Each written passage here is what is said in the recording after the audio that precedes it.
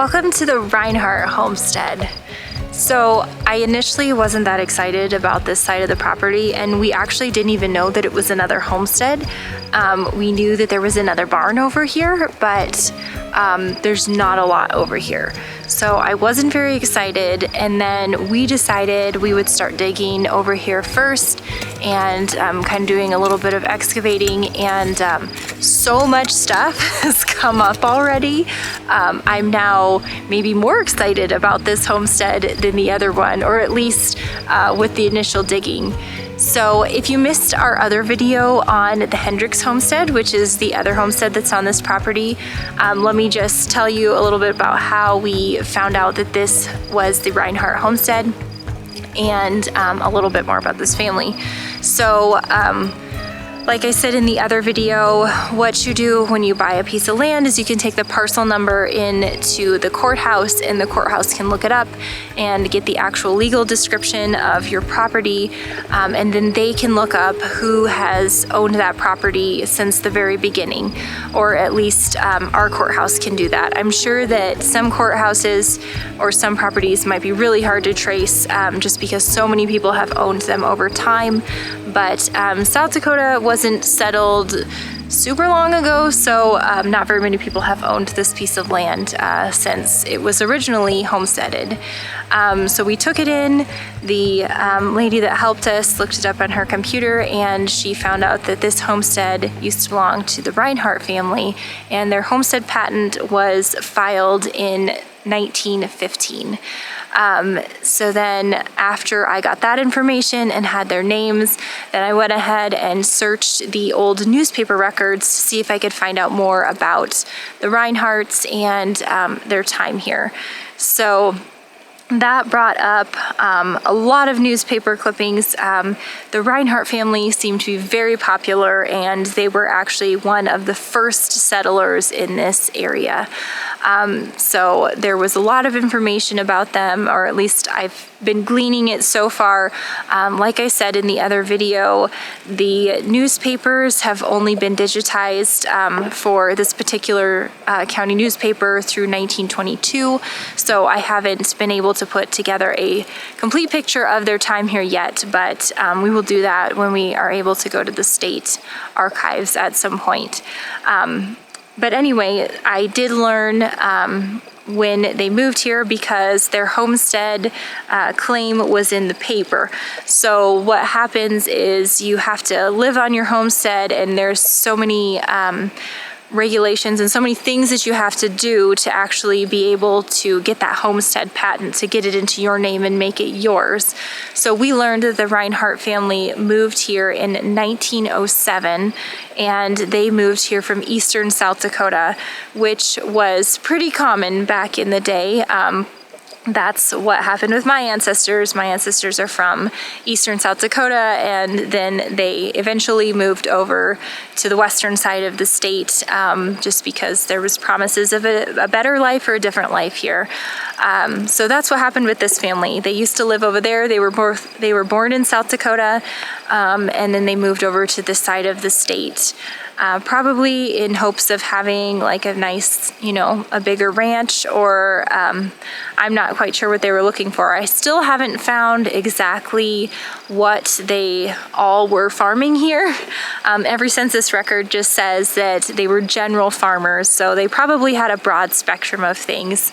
I did learn that the main crops for this particular area were wheat and potatoes, which absolutely blows my mind because like I said in the other video, the Black Hills area is a pretty semi-arid region. It's almost desert-like, and we don't get very much rain here. So to be able to grow crops in that kind of climate, and then not only that, but in the hills, is crazy. I don't know how they were growing wheat here, and seeing the landscape here, I don't know where they were growing wheat here, but obviously they were from the newspaper clippings. So anyway, all that to say, the family moved here in 1907, and they were one of the original settlers in this area. The earliest person that I could find living here moved here in 1906. So they were pretty close to being one of the first people that lived here. They were the first people that lived on or homesteaded on this property. They had a neighbor that moved here in 1906. So that's a long time ago. But anyway, let's go see what is still here, and I'll just show you around a little bit. So this homestead isn't quite as organized as the Hendricks homestead. It doesn't have the nice little pathway going to the different buildings, and there's not very much left of the buildings. We also are not sure if these buildings were burned or if they were torn down. I think at some point somebody took all of the wood and they made a big pile. There's a really large it's a huge deer that's running over there. There's a really large wood pile down here with some old wood, and we feel like if we dig into that pile a little further, we might find some cut wood. But we would guess that their home was probably a log cabin. The barn is a log cabin here, and that would have just been the most common thing for this area. So we're actually going to start here because this is the first thing, and you can see that we've done work here. Or we started here. So this is the root cellar, and we know that because it's a dugout and it's right next to the house, and it's not big enough to be like an actual dugout that somebody would have lived in. We've just started digging in here. It was piled full of garbage and a bunch of wood. So we don't know if that wood came from the root cellar, if it came from the house, or if it came from another building. It's just full of nails. That's all we know. So we started digging in here, and we've found some of the steps. This root cellar isn't very deep in the ground though, or at least not the entrance to it. So we have a pretty good idea of what it might have looked like back in the day.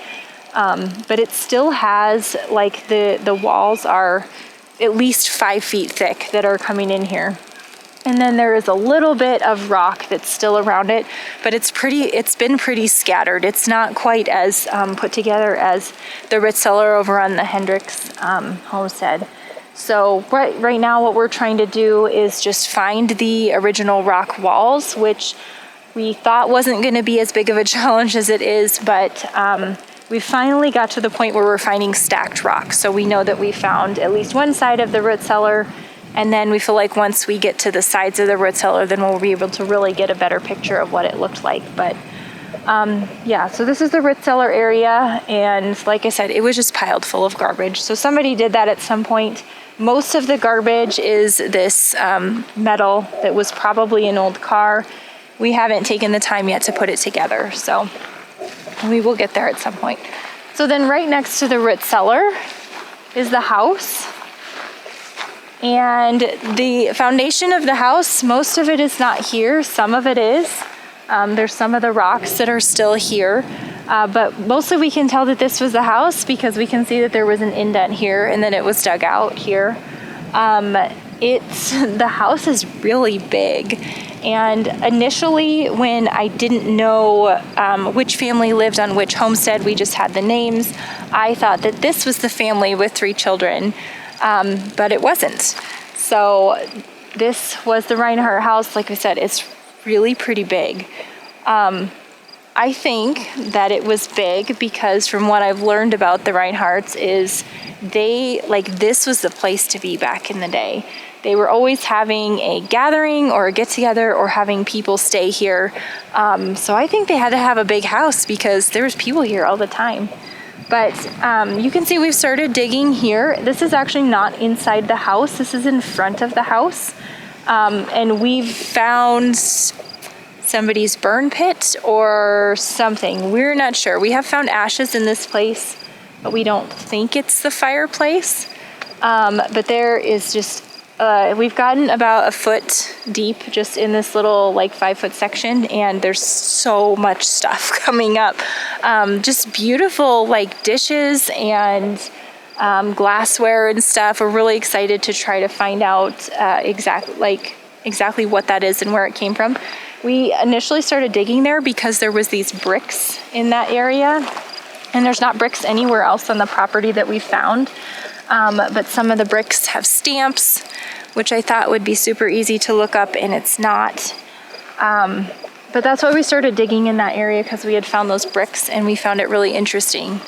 So again, like the other homestead, we know that this was the house because it has a grounding rod for lightning, and it's actually right here in front of the house on this one. It's right here. And yeah, and you can, like I said, you can see a few rocks that were part of the foundation, but otherwise we can mostly tell that this was the foundation because it's dug out in the back a little bit. And it's got some different shape to it. So we haven't started digging inside of the house yet, just this spot outside, and we're working on the root cellar. And we found enough there to keep us busy for a long time. But we're excited to get into the house and see if there was anything left in there. But that was their house. It's really big.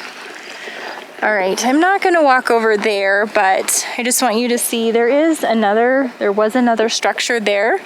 We're thinking that it was probably some kind of garage just from our initial looking at it. There's some old car parts in it and some fences, and it wouldn't have been like a barn because the barn is down over here. So we're not sure. We haven't dug in there at all yet, and it's quite a distance from the house.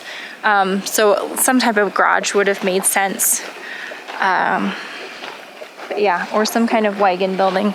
We're not sure. All right, let's walk over here before we get to the barn. Everything on this homestead is a little bit further apart than it is in the Hendricks homestead. Again, I'm not sure why, but we don't know what was here back in the day. There could have been fences or animals. All right, so we initially thought this was a big pile of garbage, and it definitely looks like a big pile of garbage. This is an old truck. We haven't quite determined exactly what it is yet. We did start pulling it off of here, and we came down here with my brother, and he started pulling off these old pieces of the car, and when we lifted up some of this wood, we realized that there's a well underneath here. So we stopped because it's not very safe. But we will show you more about that well later. It's amazing, and it's not what we expected to find under this old car. But we're going to be digging into that a little bit further and learning more about the well as we go. So now let's walk over to the barn. So I love this barn. I always wanted a hip roof barn. I think that they're beautiful. Unfortunately, this barn has seen its better days and it cannot be restored, but I still think it's beautiful.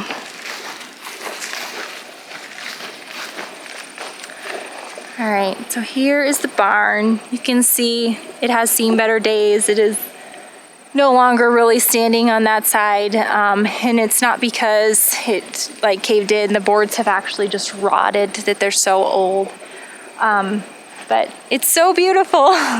All of these logs are hand hewn, and it has all kinds of different size nails in it, so it was probably just kind of repaired over time.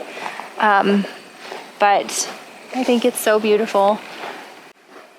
So it's not a very big barn. From what I've read so far, I don't think that this family had like lots of cattle or anything like that. They probably had some horses, because I did read in the newspaper when they went to town and got themselves a wagon. So that was kind of a fun read. But so they probably kept their horses in this barn. We've been in the barn. We haven't done any digging in here yet. But it's a pretty amazing structure, and like some of the nails that are in here are square nails, which is really cool. And then, like I said, these are all hand-hewn beams, and I'm sure they all came from the property.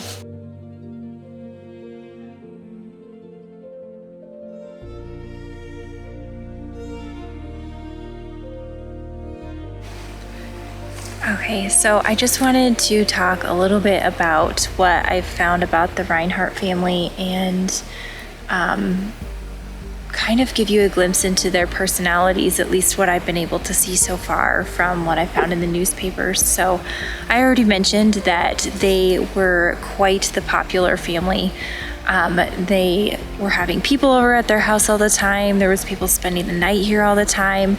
And then above and beyond that, looked like Mr. Rhinehart was always helping somebody else do something. So whether it be digging a well or helping them work, or something was always in the paper about what he was doing for one of the neighbors or for someone else. And so obviously he was, being a huge part of his community and helping other people all the time. There was a lot of newspaper clippings on him helping out with I think various things with the school board, and he just seemed like a very involved person. So it really makes sense to me that there was so much going on here all the time, because they obviously had a lot of connections and a lot of people that they were doing things with. And then Mrs. Rhinehart always seemed to be like visiting people or going somewhere. From the newspaper clippings, she was visiting someone that was sick, or her and several other women were going along and visiting someone. So she was obviously pretty well traveled in the area too, and I would assume fairly well liked, unless she was just one of those people that showed up at your door and you didn't want her to. But from what I've read, I really doubt that that's true. And then their daughter that they had here, they had an adopted daughter. It looks like they adopted her when she was 7, or they took her in when she was 7. Her parents had passed away. So there was a lot of newspaper articles that I found that talked about their daughter, Marie, and she must have been pretty popular as well. She went to school here. I'm assuming she went to one of the country schools here. That I didn't find any records of it, but that's where she would have went to school. And then she went to high school in the closest town. And then there was a lot of clippings that talked about how she came back to visit her family every weekend and on all the holidays. And there was, of course, notices of when she was sick and all that kind of stuff too. But then there was this notice that I really loved in the paper, and it talked about how she came back to visit after her honeymoon, and it looks like she got married when she was about 18 or 19. She came back to visit right after her honeymoon, and it just said that she is one of the most well-loved girls in the community, and everyone is going to miss her so much, and they wish her the best for her future. And I thought that was a really cool little newspaper clipping, and really gave a good insight into their daughter's life. And really, I felt like the life of the family here, they were just very well liked and probably very well respected people. So that was really cool to know. Especially since I wasn't that eager to explore this homestead initially, just because there didn't appear to be very much here. But even though there's not very much left, like, this place still tells the story of a family, and it tells the story of a legacy. I had the opportunity to be in touch with one of Marie, the daughter's grandsons, and it was just cool to see that legacy is still going on, that there's still people out there, and there's still people that care about that family and the way that they were raised and stuff like that. So I felt like that was really cool to know that there was people out there, and I've gotten to see a picture of Marie, and she looks like a very happy person. It just makes all the more reason that I love reading about the families that lived here and their stories, and how much fun they had living here. There's so many newspaper clippings that talk about the neighborhood get-togethers, and most of them they either happened in the schoolhouse or they happened right here on this homestead, because this was such a popular place to be. And to think about the whole community gathering here, and 100 years ago this was such a happening place, and they were having birthday parties and celebrations and Christmas gatherings and so much, and it was all happening right here. And another thing that made me think of was just the neighbors and the fellowship that went on between the neighbors, because we live in such a time where neighbors don't care about each other anymore.